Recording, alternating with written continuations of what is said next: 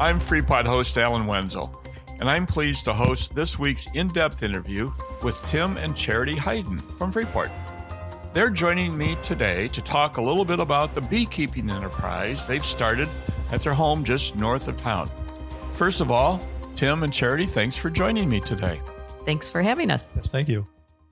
I'd like to begin by asking you, how did you get interested in beekeeping? What started this interest in bees? The property that I hunt on, which I've hunted for quite a few years, has had beehives on their property every so often. And I've just always been interested, always went and stood and watched them. And they always amazed me. And I guess that's kind of how I got interested in them a little bit. And then Charity bought me a beehive for Christmas, Christmas of 2022.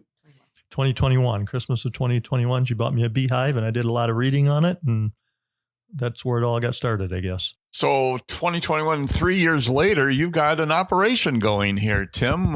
Tell us a little bit about how many hives and how many bees. Well, it's really a pretty small operation. Right now we have 4 beehives. We had 5 a little while ago and one wasn't doing so good. So we kind of combined it with another one. So right now we got 4 beehives in operation and they're all looking really good. We got our honey supers on them and everything is going good that way. Hopefully our plan is to maybe split 1 or 2 of them after we take the honey supers off. And then the big project is to feed them and keep them going. And hopefully they make it through the winter. You said that your wife Charity got you a kit for Christmas. What comes in a kit? Do you get the hive and the bees and the queen and all of that? Or what do you get in the mail? Well, what she got me for Christmas was 1 large box, 1 beehive, which is 1 large box, and a few tools that go with it and what have you. From there, we bought some suits. And we had another box to it, another medium box. So we start out with 2-box hive. I guess, and as far as the bees go, there's a couple different ways you can get bees. We actually bought a nucleus of bees, which it comes in a plastic box, and there's like 4 or 5 frames of bees in there, a queen in there, and they've laid eggs and everything in there. It's kind of a good way to get a head start. Otherwise, you can get a package of bees, which comes in a box or a cardboard box even, that you can get shipped through the mail. And there's a queen in there too, but there's no brood. They haven't laid any eggs or anything yet. So the nuke kind of gives you a good head start. So how long did it take you from the time you got the bees to start to get honey? Does it take a while for the hive to develop? I assume that it does. Are we talking weeks, months, a year? Well, we actually got the bees in April, mid-April or so. We got the bees. And we've got the nucleus of bees. And a lot of times the first year you don't get any honey, but these bees really did good. In fact, we ended up with 2 nucleuses. We were only planning on 1. We ended up with 2. So we had to buy more hives. And I ended up with 2. And the first year we got a fair amount of honey from it. And the honey is usually July neighborhood, 1st of July till 1st of August. 1st of August, you usually take the supers off. And then you work with the bees to try and get them strong enough to make it through the winter. Wow. Charity, I assume this is a partnership here, this beekeeping operation. What roles have you two carved out for each other in this enterprise? Well, we really do a lot of the hive inspections together. It always is a good idea to have the more sets of eyes on it, the better. A lot of times when we're looking for the queen, one of us will see it before the other. Just helping, to pull out frames from the hives, everything like that. It is easier with 2 people. And just have another set of eyes on the operation. You might notice something that the other person might miss. Right. And he, will bounce ideas off of each other as to, well, what do you think I should do? Well, I don't know. What do you think? Well, speaking of that, it sounds like you two got into this without any experience with bees. How do you know what to do? How do you keep up with the challenges of keeping bees active? Well, when we first got the hive in January, we started to call around to find out where we get bees from. So we called a place in Pecatonica that does beekeeping. And she said, no, we don't sell bees or anything, but she gave me some couple ideas, and hung up the phone, and like 2 minutes later, she called me back and she said, we were just talking about it. And we remembered that the Byron Forest Preserve does a beekeeping class once a month. And she said, as a matter of fact, one of their January classes tomorrow. So we went down to it and have been going every month since. Every month. Wow. And you learn a lot at each session, I bet. Something different. Yeah, we do. Jeff Ludwig is the so-called instructor, and it's not really a class per se, but it's a get-together of sometimes there's 10 people there, sometimes there's 50 people there, and he talks about different things, and everybody puts in their 2 cents, and you can ask questions and get if you have any problems, you can ask that, and it's just like somebody said one time, you can ask 10 different people and get 10 different answers. Yeah. But that's helped a lot. I imagine you take a notebook and you come home with all kinds of pages scribbled with information. We started out that way, yes. Well, speaking of learning about beekeeping, what are some of the biggest challenges you run into trying to keep some hives of bees active? Well, I think the biggest thing is you kind of learning what to look for a little bit, and deciding what to do from there. There are some diseases that you have to watch for. There are mites, which are little bugs that can get in there and do things. There's hive beetles that can get in there and do things. And I think it's just kind of watching for them and knowing what to do about it and how to treat that stuff. And then again, like I say, going into winter is the biggest thing. You want a strong hive going into winter. Have you been able to get your bees through the winter pretty well so far? The winters that we've had? So far, yes, we've done pretty good. The first year we had 2 hives and 1 made it through the winter. Last year we had 3 hives. Well, we ended up with pretty much with 2 hives going into winter, and they both made it through the winter, yes. And they say in this climate, this area, that it's about a 40% survival rate. So we feel really? That was pretty good. So if you have 10 hives, you might only have 4 at the end of a winter. Wow. Possibly, yes. Wow. So what's ahead for your T&C bees? What you've got? How many hives? 4 now, Tim? 4 right now. You plan to expand or get several more or 1 more or keep it where it is?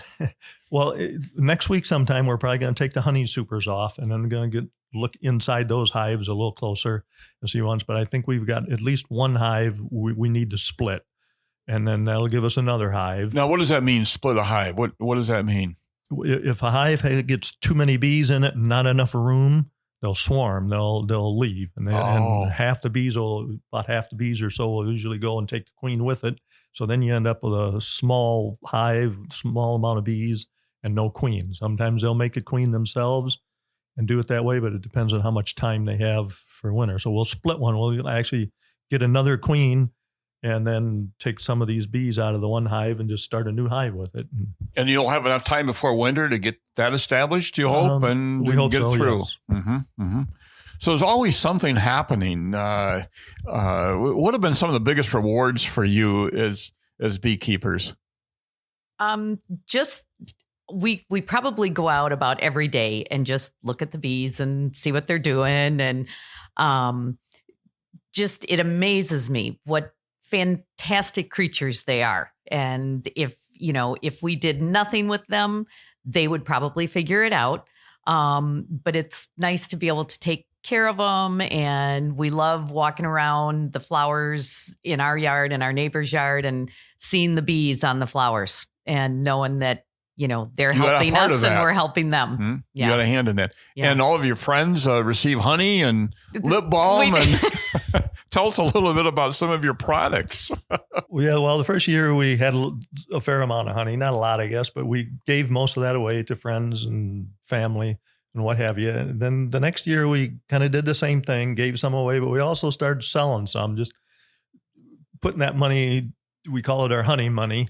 And, that kind of goes towards buying new bees if we need to, new equipment if we need to. And I guess this year we've had more honey. The most we've had yet has been this year, and we are giving some away, and we're also selling it. I noticed little units for sale down at Tim's Auto Care. Your son Jeremy has got them for sale on the counter there, and I was in there the other day with another car issue. Sure enough, there was some honey for sale. So that's great. That's one thing we told him when he took over. We asked him if he would sell honey for us down there. And he agreed. Could you help us in our retirement by selling some of our honey? Exactly. So if someone wants to start out, and I've been thinking about this too, and I know I've talked to the two of you about how to get started. What are the 2 or 3 pieces of advice you would give someone who wants to get into this? I think you have to read some on it. There are many books you can read about. There are videos you can get into and look at. And I think you need to talk to somebody and go actually visit their hives like you have. I think you need to do that. And I think you need to get into some kind of a class type thing. I shouldn't say a class, but like down at Byron Forest Preserve. I know Stevenson County also has a group that gets together. Oh, they do? Yes. Mm-hmm. I haven't done that, mostly because I've been doing the Byron one. Sure. But I know Stevenson County has one too. I think you need to get into something like that, even before you get your bees, just to kind of get an idea of this is really what I want to do or not. So go in with your eyes wide open about what it is you need to do or pay attention to, and then find a place to get information, a resource that can help you answer questions and help you as you go along. My biggest thing when we first started was all the different terminology. You know, the hives, the frames, the nukes, it was just all kind of foreign to me. And Tim had read quite a bit on it already, and he still reads constantly. He gets magazines. He is on, there's Facebook pages with bees. He's always looking at something and getting ideas about things. And, but just getting the terminology down helps a lot. So you know what people are talking about. I would guess that maybe one question people would have if they want to get started is, gee, do I have the right location to put bees? You can't just put them anywhere, I assume. But I mean, big yards, small yards, can someone have it in the backyard in town, or is that not a good idea? Where do you locate these hives? I think you can pretty much put one anywhere you want to, other than I have heard or read that some communities might have restrictions. If you were in town, there might be some restrictions that way. I mean, there are places you want them to kind of face south, southeast. That's the best way to do it. Some people don't do that and get along just fine. They need a water supply somewhere close, whether you supply the water or whether we have a little creek in the backyard, which works great. But, I think they can go anywhere. And, in nature, they live in a tree. So true. Mm-hmm. Mm-hmm. So there may be some spots better than others, but it's just pick a spot and watch your hives and use good sense as how you manage them, I guess. Tim and Charity, this has been a great conversation. Any final words you'd like to leave with our listeners about keeping bees? Well, the one thing that Tim always says is it started out as a hobby and it's become an addiction. It's been a lot of fun, though, and it's really enjoyable. And like Charity said earlier, they're amazing. We just go out there and watch them fly around. And sometimes you can go out there and they won't bother you a bit. And then, I don't know, there's a day where they're just ornery and they won't leave you alone. But sounds like humans too at times. Well, bees are certainly important to our survival as humans in terms of how they take care of pollinating the crops and the vegetables and all that we eat and consume. So thank you for your efforts at keeping the bee population alive and healthy in Stevenson County. And thanks so much for your time. We've appreciated talking to both you, Tim and Charity, and good luck with your bees. Thanks, Alan. Thank you. It's been fun.